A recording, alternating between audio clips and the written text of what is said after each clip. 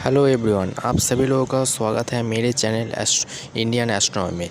तो मेरा जो ये चैनल है ये बनाने का पर्पस ही ये है कि आप लोगों को एस्ट्रोनॉमी और एरोस्पेस का अच्छा नॉलेज मिल सके।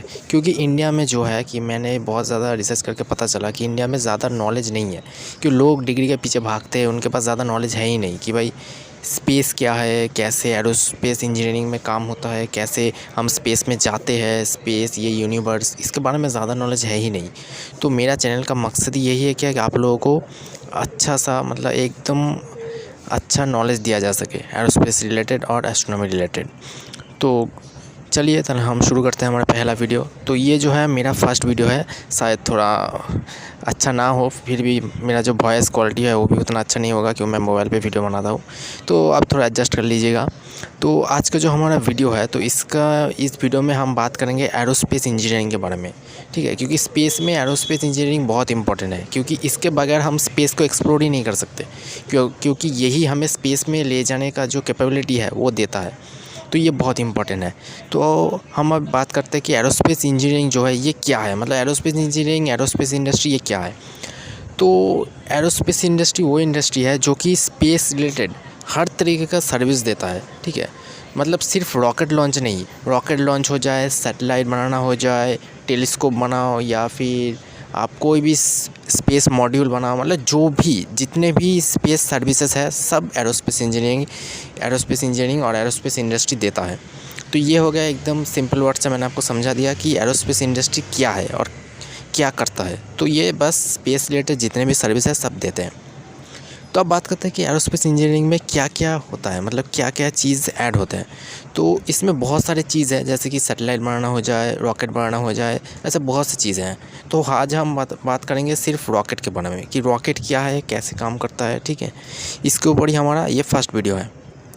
तो एक बार में तो ये सारा जो चीज़ है इसे पूरी तरीके से एक बार में तो नहीं बता सकता मैं, इसीलिए मैं पार्ट टू पार्ट इसको डिस्कस करूँगा कि एक एक मैं पार्ट डालूँगा। ये फर्स्ट पार्ट है वीडियो का। तो इसके बाद सेकंड पार्ट आएगा, उसमें भी मैं रॉकेट के थोड़े थोड़े एक एक करके पार्ट्स को बताऊँगा। तो आज हम बात करेंगे कि रॉकेट एक्चुअली काम कैसे करता है, मतलब वो धरती से यानी ग्राउंड से स्पेस तक कैसे जाता है, वो हम आज समझाएँगे, ठीक है। तो देखिए रॉकेट जो है ना ये बहुत ही कॉम्प्लिकेटेड एवं डेंजरस टेक्नोलॉजी है, ये आपको समझना पड़ेगा, ठीक है। ये कोई मजाक नहीं है कि रॉकेट बहुत डेंजरस टेक्नोलॉजी है, कि इसमें जो इंजीनियरिंग लगती है, मतलब इस दुनिया में जितना भी टेक्नोलॉजी है सबसे एडवांस टेक्नोलॉजी, सबसे डेंजरस टेक्नोलॉजी इसमें यूज़ होता है, ठीक है। क्योंकि देखिए रॉकेट जो है ना, रॉकेट को मतलब ग्रेविटी से लड़ना पड़ता है, कि हमारा अर्थ का जो ग्रेविटी है उसको लड़ के उसे साईपास करने के बाद ही वो स्पेस तक पहुंच पाता है। तो इसके लिए बहुत एनर्जी चाहिए, और वो एनर्जी मिलता है रॉकेट के फ्यूल से। मतलब रॉकेट में बहुत सारे वेराइटीज़ है, जैसे कि सॉलिड बूस्टर हो जाए या लिक्विड बूस्टर हो जाए, ठीक है। मैं ये एक पार्ट में बताऊँगा नेक्स्ट पार्ट में कि कितने टाइप के रॉकेट हैं। तो आज हम बात करते हैं कैसे काम करता है। तो रॉकेट जो है उसमें मैंने सोचा कि लिक्विड रॉकेट की मैं बात कर रहा हूँ, ठीक है। तो लिक्विड रॉकेट में क्या होता है कि फ्यूल होता है क्रायोजेनिक। तो क्रायोजेनिक क्या है, जो कि बहुत ठंडा होता है, आप लोगों को पता होगा। तो क्रायोजेनिक जो है वो करीबन -200 डिग्री सेल्सियस तक ठंडा होता है, यानी बहुत ठंडा। अगर आप नॉर्मल मेटल पे रखोगे तो मेटल मतलब कांच की तरह टूट जाएगा, इतना ठंडा होता है। और दूसरी तरफ जो इंजन का नोज़ल है वो करीबन 3000 डिग्री सेल्सियस तक गर्म हो जाता है, यानी कि ये इतना गर्म है कि मेटल पिघल जाए। तो आप सोचिए कि टेम्परेचर का जो रेंज है रॉकेट में वो बहुत ज़्यादा है। मतलब एक तरफ इतना ठंडा है कि मेटल कांच की तरह टूट जाएगा, और दूसरी तरफ इतना गर्म है कि मेटल पिघल जाएगा। तो जो टेम्परेचर का रेंज है रॉकेट में बहुत ज़्यादा है, इसीलिए इंजीनियर जो भी ये बनाते हैं उनको मतलब सोच समझ के अच्छे से, मतलब बहुत कुछ करने के बाद बनाया जाता है। इसलिए एक बार में सक्सेसफुल होने का चांस बहुत कम है रॉकेट के बारे में।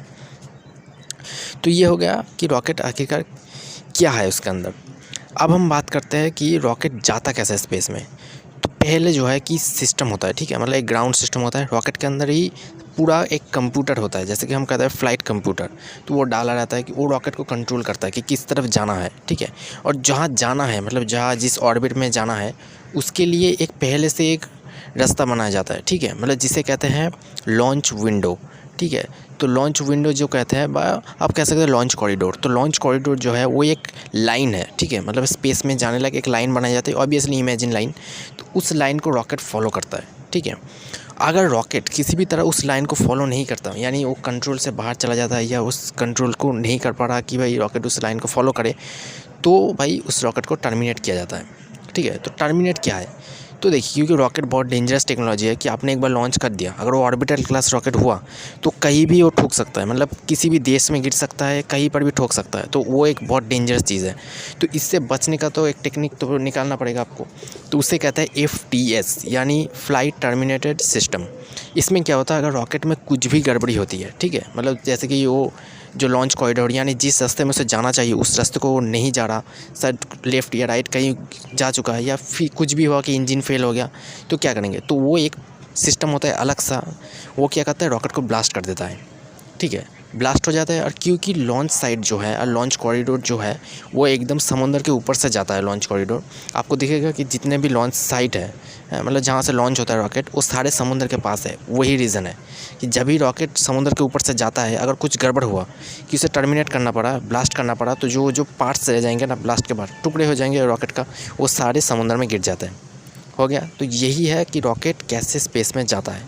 तो उसके बाद क्या होता है, अगर टर्मिनेट ना करो पर रॉकेट सब कुछ सेफ रहा, तो रॉकेट जो है वो ऊपर जाता है, फिर मैक्स क्यू अचीव करता है, यानी मैक्सिमम वेलोसिटी।